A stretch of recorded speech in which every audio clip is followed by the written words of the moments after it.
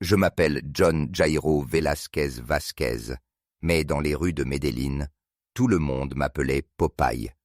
Ce surnom ridicule, hérité de mon visage dur et de mes mâchoires serrées, a fini par devenir le nom que l'histoire retiendra. Aujourd'hui, je n'ai plus rien à cacher. J'ai été le bras droit sanglant de Pablo Escobar, l'homme que le monde entier craignait, le chef du cartel de Medellín. Et moi, j'étais son sicario préféré, son soldat le plus fidèle, celui qui ne tremblait pas quand il fallait appuyer sur la gâchette. Je ne cherche pas à me justifier. J'ai tué plus de 300 personnes de mes propres mains et participé à l'organisation de milliers d'autres assassinats. Les chiffres ne sont pas des exagérations, ils sont ma malédiction. Chaque visage, chaque cri, chaque goutte de sang reste imprimé dans ma mémoire comme un tatouage indélébile. Quand je ferme les yeux, je les revois tous. Et pourtant, à l'époque, je n'ai pas hésité. La Colombie des années 1980 était un enfer. Medellín, ma ville, ressemblait à une jungle de béton et de poudre blanche. Les bombes explosaient dans les rues, les cadavres jonchaient les trottoirs, et l'odeur de la mort se mêlait à celle de la gasolina. Le cartel de Medellín avait transformé le pays en un champ de bataille permanent. Nous étions les rois d'un empire fondé sur la cocaïne, et nos lois régnaient au-dessus de celles du gouvernement. Je me souviens de la première fois où j'ai compris ce que signifiait appartenir à Escobar. C'était une nuit étouffante, le ciel couvert d'un nuage de fumée après l'explosion d'une voiture piégée. Pablo m'avait regardé droit dans les yeux et m'avait dit d'une voix calme « Popeye, toi et moi, nous allons écrire l'histoire avec du sang. » Et j'ai accepté. J'ai accepté parce que dans ce monde, refuser signifiait mourir. Je parle aujourd'hui parce que je n'ai plus rien à perdre. Ma vie a été une succession de crimes, de trahisons et de terreurs. J'ai kidnappé un président. J'ai exécuté des innocents. J'ai mis des bombes dans des avions et des voitures. Tout cela pour la gloire d'un homme et la survie d'un empire. Chaque fois que je tirais, chaque fois que je plantais une lame, je savais que je me damnais un peu plus, mais je continuais. Parce que c'était ça, ma mission. Ceci est mon aveu interdit, mon histoire vraie, la confession d'un homme qui a vendu son âme au diable pour un trône de poudre et de peur. Je suis né en 1962, dans une petite ville de l'Antioquia appelée Yarumal. Là-bas, la pauvreté n'était pas une malédiction exceptionnelle, c'était la norme. Les maisons en briques brutes s'accrochaient aux collines, les enfants couraient pieds nus dans la poussière, et les familles priaient pour que le lendemain apporte un peu de nourriture sur la table.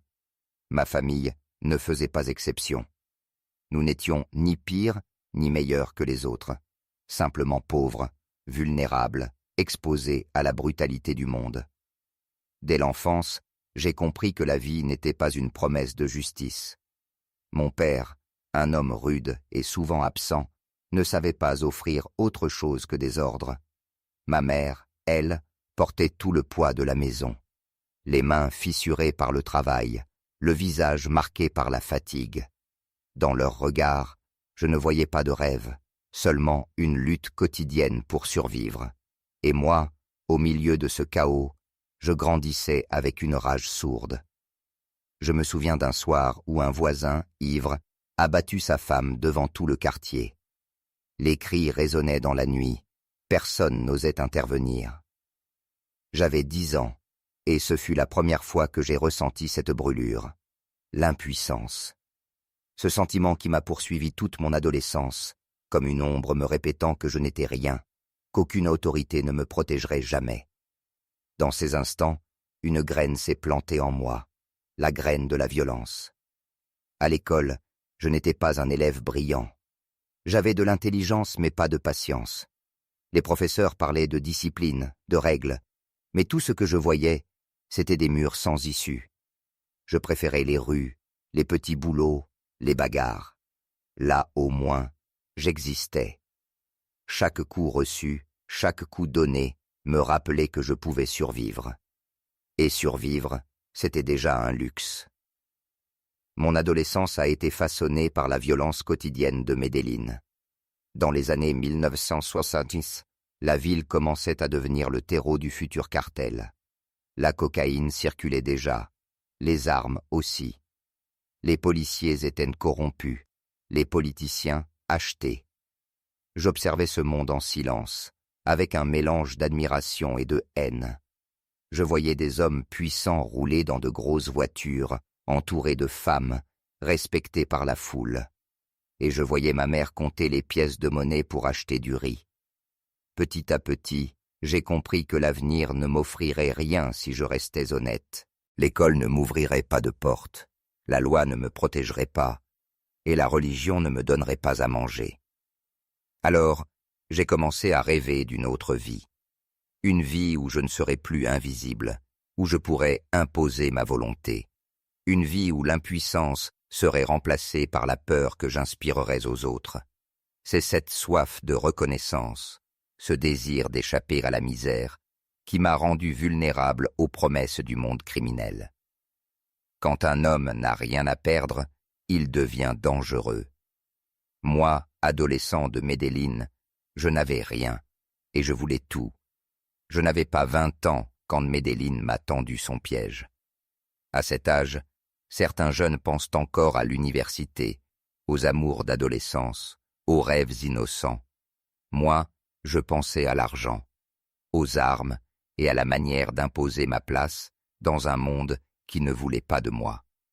La rue était ma véritable école, et ses professeurs s'appelaient peur, rage et survie.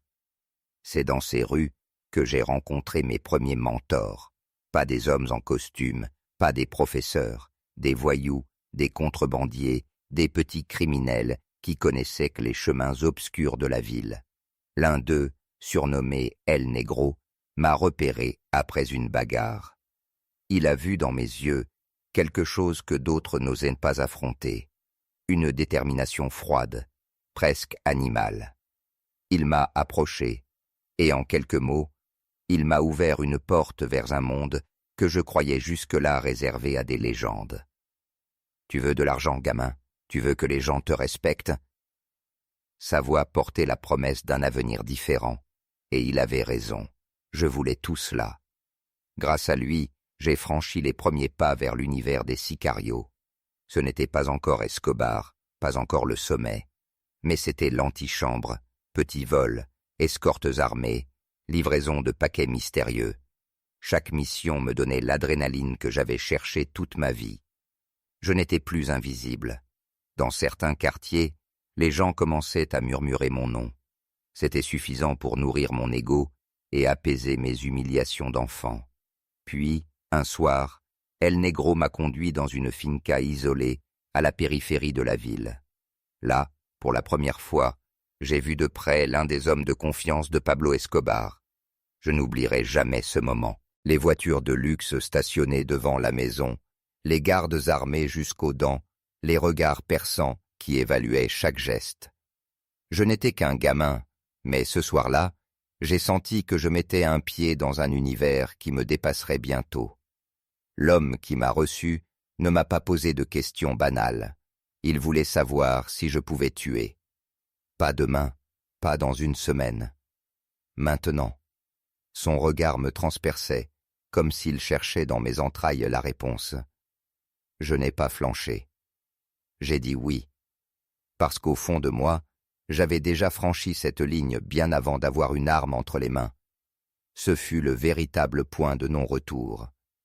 Medellín, la ville que j'aimais et haïssais, venait de me livrer au cartel le plus puissant du monde. Je n'étais plus un simple adolescent en colère. J'étais en train de devenir un soldat de l'ombre. Je ne savais pas encore que ce chemin me conduirait à devenir l'un des hommes les plus redoutés de Colombie, le bras armé d'un empire de cocaïne et de sang. Mais ce soir-là, en quittant la finca, j'ai compris une chose. Ma vie venait de basculer. On dit souvent que la première mort est la plus difficile. Pour moi, ce fut le baptême de feu, le moment où j'ai cessé d'être un adolescent pour devenir un sicario. Ce soir-là, on m'avait confié une arme lourde, froide dans mes mains tremblantes, et un ordre simple. Prouve que tu mérites ta place. La cible n'était pas un inconnu. C'était un petit dealer du quartier qui avait osé voler de la marchandise appartenant au cartel. Un homme condamné à disparaître, un exemple pour les autres. On m'a placé derrière lui, dans une ruelle sombre, et l'un des lieutenants m'a soufflé à l'oreille. Si tu hésites, tu meurs. Le dilemme n'existait pas. Dans cet univers, il n'y avait pas de choix, seulement des ordres. Quand j'ai appuyé sur la détente, le monde s'est arrêté. Le bruit assourdissant a résonné dans ma poitrine, le corps s'est effondré, et une odeur métallique a envahi l'air. Je me suis attendu à ressentir du remords, peut-être de la pitié. Mais ce qui m'a envahi, c'était un mélange d'adrénaline et de vide. Une euphorie sombre, comme si j'avais enfin trouvé ma place. Les hommes autour de moi ont hoché la tête. J'étais désormais des leurs. Le rite d'initiation ne s'est pas limité à ce meurtre. Il fallait montrer plus qu'une simple capacité à tirer. Le cartel exigeait loyauté absolue, silence de pierre et obéissance sans condition. On m'a testé encore et encore. Garder des otages pendant des nuits entières, transporter des sacs remplis de cocaïne à travers la ville, affronter la police lors de petites escarmouches. Chaque mission était une épreuve, une manière de me lier un peu plus à cette famille sanglante. Et puis, il y a eu le moment le plus cruel, sacrifier ce qui m'était cher. Un soir, Escobar lui-même est venu me parler. Ses yeux noirs brillaient d'une intensité glaciale. Il m'a expliqué que dans son monde, l'amour était une faiblesse, l'attachement une faille. Peu de temps après, il m'a ordonné d'éliminer une personne proche, quelqu'un que je considérais comme une compagne. Ce fut la véritable frontière. En obéissant, j'ai enterré ce qui restait de mon humanité. Après cela, j'étais marqué. Mon surnom Popeye circulait désormais dans les couloirs de Medellín. On savait que je ne reculais devant rien, que j'étais prêt à tout pour l'organisation. Les plus anciens me regardaient avec respect, certains avec crainte. Moi, je sentais en moi un mélange de puissance nouvelle et d'abîme grandissant. J'avais franchi la ligne, et je ne pourrais jamais revenir en arrière. Le rite d'initiation, ce n'était pas seulement tuer un homme, c'était tuer celui que j'avais été, l'enfant pauvre de Yarumal, l'adolescent enragé. Ce soir-là, cet être est mort avec ma première victime. À sa place est né Popeye, le sicario du cartel de Medellín. Après le rite d'initiation, il n'y avait plus de retour possible. J'étais désormais un soldat du cartel, et chaque jour apportait son lot d'ordres et de sang. La première mission véritable qui m'a été confiée allait marquer à jamais ma conscience, même si je refusais de l'admettre à l'époque. On m'avait chargé d'escorter une équipe lors d'un enlèvement. La cible n'était pas un citoyen ordinaire. C'était Andrés Pastrana, alors candidat à la présidence. Kidnapper un homme politique de ce rang, c'était frapper en plein cœur du système. J'étais nerveux, mais excité. Quand nous l'avons saisi, ses yeux remplis de panique m'ont transpercé. Pendant plusieurs jours, je l'ai gardé prisonnier dans une maison cachée. Je me souviens de ses questions, de ses suppliques. Et moi, à peine plus qu'un gamin, j'étais là, arme à la main, gardien d'un futur président de la Colombie. Cette mission m'a fait comprendre l'ampleur du pouvoir que nous détenions. Puis vinrent les assassinats, les vrais contrats de Sicario. Le premier que j'ai exécuté seul reste gravé dans ma mémoire. Un rival du cartel avait été repéré dans un bar de Medellín.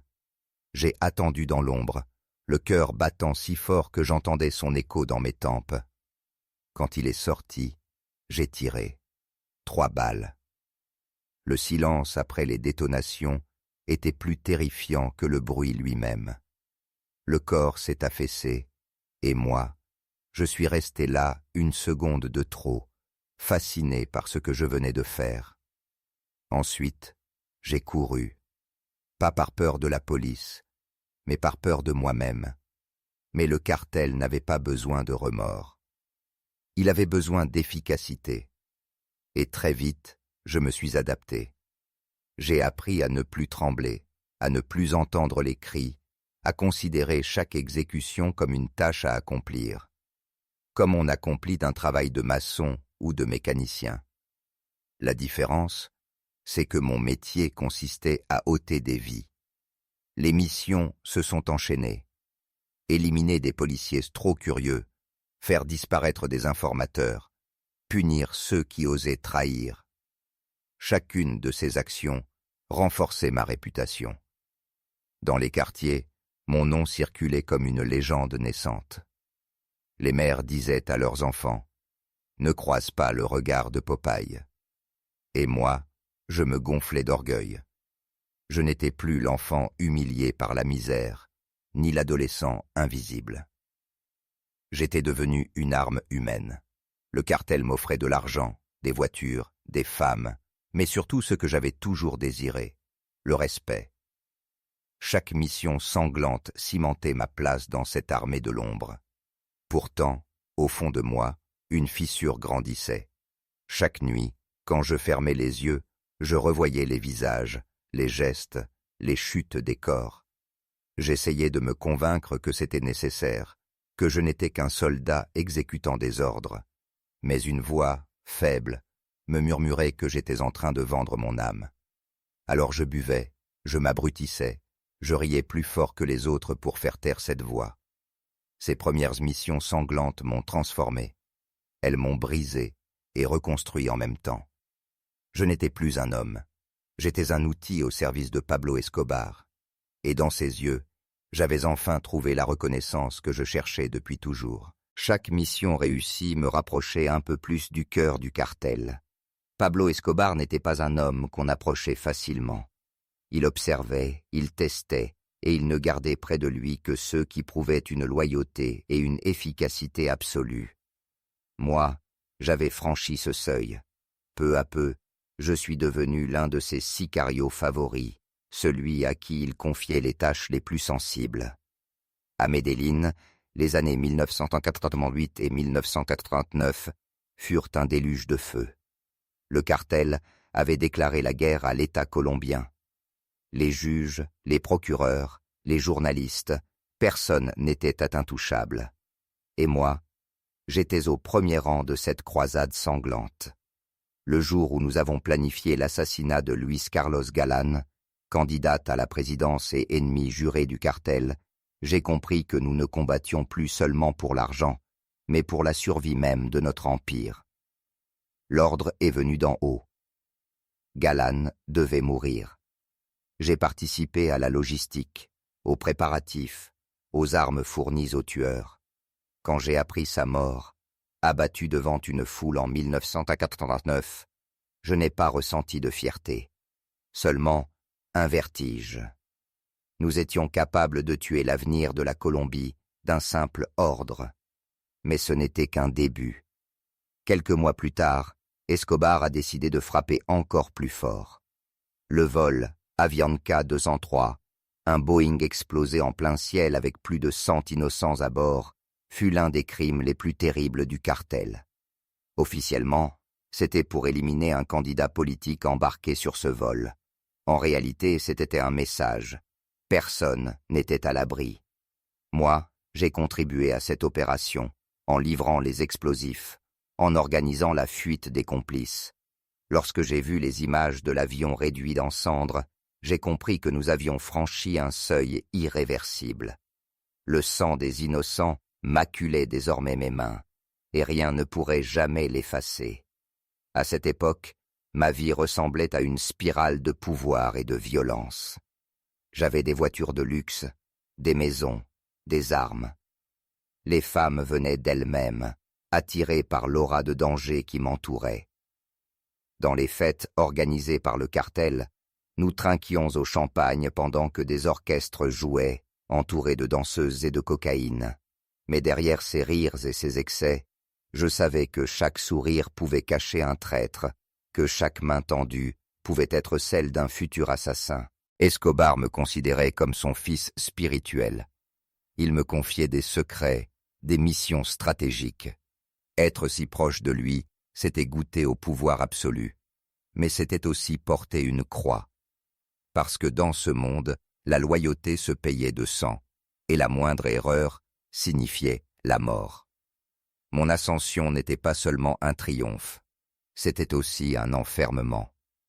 Plus je montais, plus il était impossible de descendre. Je vivais dans une cage dorée, remplie de richesses, mais dont les barreaux étaient faits de peur et de cadavres. Et chaque nuit, dans le silence de mes pensées, je me demandais combien de temps encore je pourrais survivre dans cet enfer de pouvoir. De l'extérieur, beaucoup imaginaient le cartel comme une machine parfaite, huilée par la discipline et l'argent. À l'intérieur, c'était un univers encore plus complexe, un mélange d'opulence, de peur et de règles impitoyables. Pour survivre, il fallait non seulement tuer sans hésiter, mais aussi comprendre les lois invisibles qui régissaient notre existence. La première de ces lois s'appelait la loyauté. Pas une loyauté abstraite, mais totale, absolue. Escobar exigeait que chaque parole, chaque regard, chaque geste soit une preuve d'allégeance. Le moindre doute se payait de sang. J'ai vu des hommes que je connaissais depuis des années disparaître en une nuit, simplement parce qu'un soupçon de trahison avait effleuré le patron. Dans ce monde, personne n'était irremplaçable, pas même moi. Il y avait aussi la loi du silence. Parler à un étranger, se confier à un ami, évoquer un détail devant une oreille indiscrète. Tout cela pouvait signer un arrêt de mort. Nous vivions comme des fantômes, toujours sur nos gardes, toujours prêts à effacer toute trace. Le silence était plus lourd que les balles. Il pesait sur nos épaules comme une condamnation permanente. Pourtant, derrière cette façade glaciale, il y avait des moments d'excès. Les fêtes du cartel étaient dignes de rois, des villas somptueuses remplies de musique, d'alcool, de femmes et de drogue. Nous dansions jusqu'à l'aube, noyant dans le luxe l'odeur du sang qui collait à nos mains. Mais même dans ces instants de démesure, l'ombre planait. Les rires pouvaient s'interrompre brusquement si un nom était prononcé, si une rumeur surgissait. La peur ne quittait jamais la pièce. Ma relation avec Escobar illustre cette dualité. Il me traitait parfois comme un fils, partageant des repas, des confidences, me couvrant de cadeaux.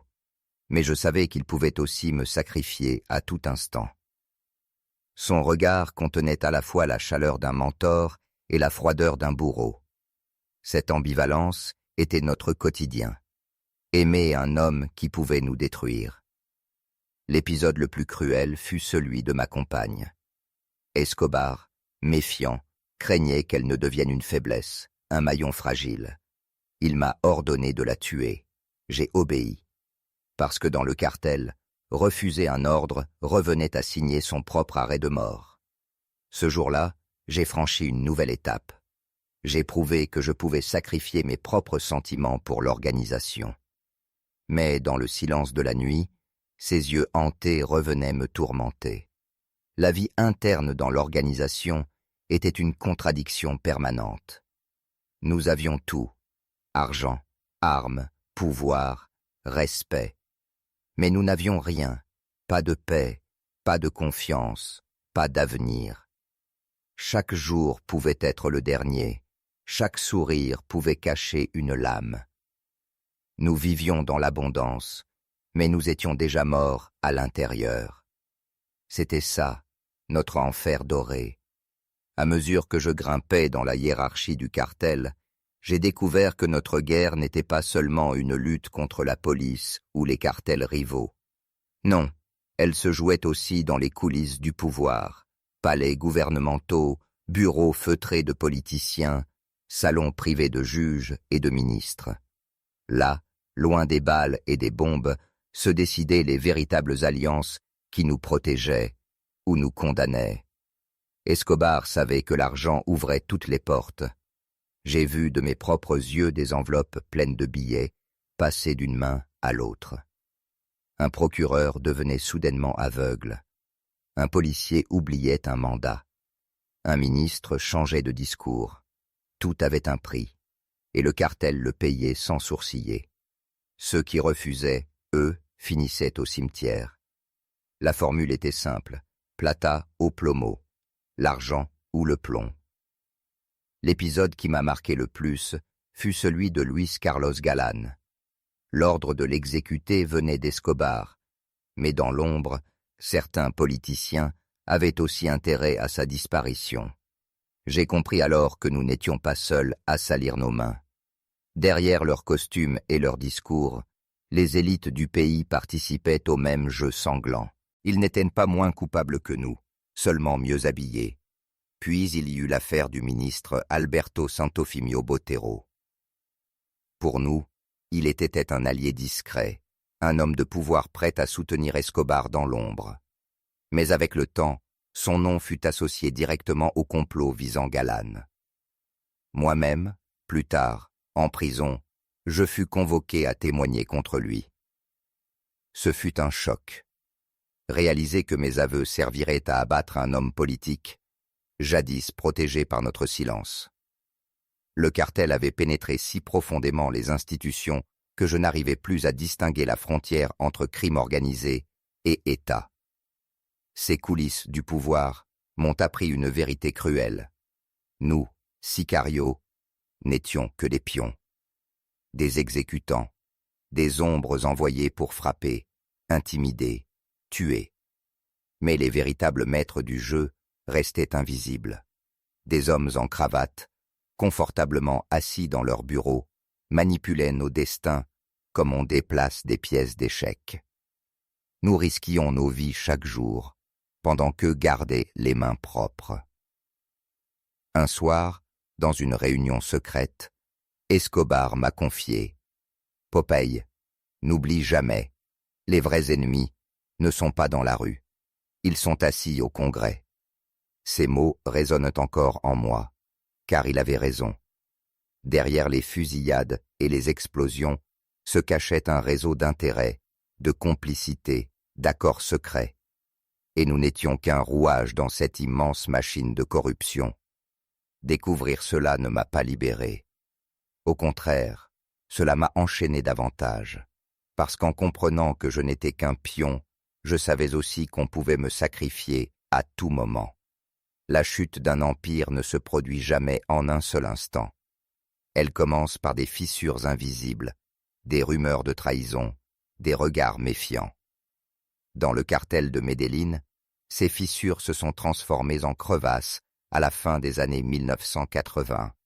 Les bombes que nous avions semées à Bogota, les cadavres laissés sur les trottoirs, tout cela avait fini par retourner la nation contre nous. La pression était insoutenable. Les États-Unis réclamaient notre tête, le gouvernement colombien mobilisait toutes ses forces, et même nos alliés commençaient à douter. En 1992, le moment arriva. Escobar, acculé, choisit de se rendre. Mais il le fit à sa manière, en imposant ses conditions, en bâtissant sa propre prison, la cathédrale, véritable palace où il continuait à diriger ses affaires. Pour moi, cette reddition fut un signal. Le roi pouvait plier, et ses soldats n'étaient plus intouchables. L'aura d'invincibilité s'effritait. C'est cette même année que ma propre chute prit forme. J'étais devenu trop visible, trop impliqué dans des crimes que le pays entier voulait venger. Les autorités me traquaient, et je savais que mes ennemis à l'intérieur du cartel attendaient aussi le moment de me faire tomber. Finalement, j'ai été arrêté. Pas dans un combat glorieux, pas dans une fusillade. Non, simplement arrêté, comme un criminel ordinaire. Et pourtant, derrière ces menottes, je sentais que c'était la fin d'un chapitre. On m'a condamné à 30 ans de prison pour l'assassinat de Luis Carlos Galán. J'aurais pu nier, me cacher derrière le silence, mais quelque chose en moi s'est brisé. Peut-être la fatigue, peut-être le poids des fantômes. j'ai choisi de parler, de trahir la loi sacrée du cartel. Omerta. En prison, je suis devenu ce que les Colombiens appellent un Kronzeug, un témoin clé. J'ai révélé les secrets, les complicités, les noms. J'ai témoigné contre Alberto Santofimio, l'ancien ministre, exposant son rôle dans le complot contre Galan. Ce fut un choc national. Pour certains, j'étais un traître. Pour d'autres, une pièce essentielle pour démanteler le cartel.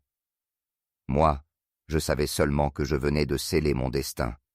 Plus jamais, je ne pourrais prétendre être loyal à mon ancien monde. La prison fut mon purgatoire. 22 années enfermées, entouré de criminels que j'avais parfois connus dehors. Chaque jour, je me demandais si l'un d'eux allait me planter un couteau dans le dos. J'ai survécu grâce à une vigilance constante et à ma réputation. Mais à l'intérieur, je n'étais plus un tueur. J'étais un homme hanté, rongé par ses souvenirs, condamné à revivre ses crimes dans la solitude d'une cellule. La trahison, ce n'était pas seulement celle que j'avais infligée au cartel. C'était aussi celle que j'avais commise envers moi-même. J'avais vendu mon silence pour quelques années de liberté anticipée. J'avais brisé la seule règle qui comptait dans ce monde, et je savais qu'un jour, je paierais le prix. Après 22 ans derrière les barreaux, je suis sorti en 2014. Le jour de ma libération, une vingtaine de policiers m'ont escorté jusqu'à l'extérieur, comme si je sortais d'un palais plutôt que d'une prison. Ils craignaient que mes ennemis m'attendent au portail pour m'abattre. Ce fut un moment étrange. Moi, le tueur, protégé par ceux que j'avais jadis combattus. Dehors, le monde avait changé. Medellín n'était plus la même. Les visages avaient vieilli. Les rues portaient encore les cicatrices de nos crimes. Mais une nouvelle génération s'était levée. J'étais un fantôme revenu d'un passé que beaucoup voulaient oublier. Pourtant, contre toute attente, je suis devenu célèbre. Les chaînes de télévision me sollicitaient, les journalistes voulaient de mon histoire, et moi, je parlais. J'ai ouvert une chaîne YouTube, écrit des livres, raconté mes crimes au grand jour. Des milliers de personnes me suivaient, fascinées par ce que j'avais à dire. Mais cette célébrité était empoisonnée. Chaque fois que j'apparaissais, je réveillais la douleur des familles de mes victimes. Comment pouvait-on accepter qu'un homme ayant du sang sur les mains devienne une figure publique, presque une star? Certains me traitaient de monstre, d'autres de témoin nécessaire. Moi, je savais seulement que je portais une vérité, celle de l'horreur que j'avais servie et entretenue. En 2020, la maladie est venue me chercher. Un cancer de l'estomac, fulgurant, implacable. J'ai senti que mon corps s'effondrait comme ces immeubles détruits par nos bombes. Dans les couloirs de l'hôpital, j'ai compris que c'était ma dernière prison, une cellule invisible qui m'enfermait lentement. Je n'avais plus de fusil, plus d'alliés, plus d'ennemis. Seulement le temps qui s'écoulait. Alors j'ai décidé de parler une dernière fois. De confesser ce que je suis vraiment. Pas un héros, pas un chef, pas même un soldat loyal. Je suis un assassin. Un homme qui a vendu son âme à Pablo Escobar pour un trône de poudre et de peur. J'ai tué, j'ai trahi, j'ai détruit des vies, et aucune justification ne peut effacer cela. Mais il y a une leçon dans mon histoire. J'ai cru que le pouvoir, la richesse et la peur pouvaient me donner une forme d'immortalité. J'ai cru que je pouvais régner sur la mort. En réalité, je n'étais qu'un pion. Ceux qui décident, ceux qui tirent vraiment les ficelles, ne se salissent jamais les mains. Ils restent invisibles, protégés par leurs costumes et leurs bureaux. Moi, Popeye, je suis mort comme j'ai vécu, entouré de fantômes. Mais si mes mots ont un sens, c'est celui-ci. Les vrais patrons ne se montrent jamais. Les véritables chefs sont toujours invisibles.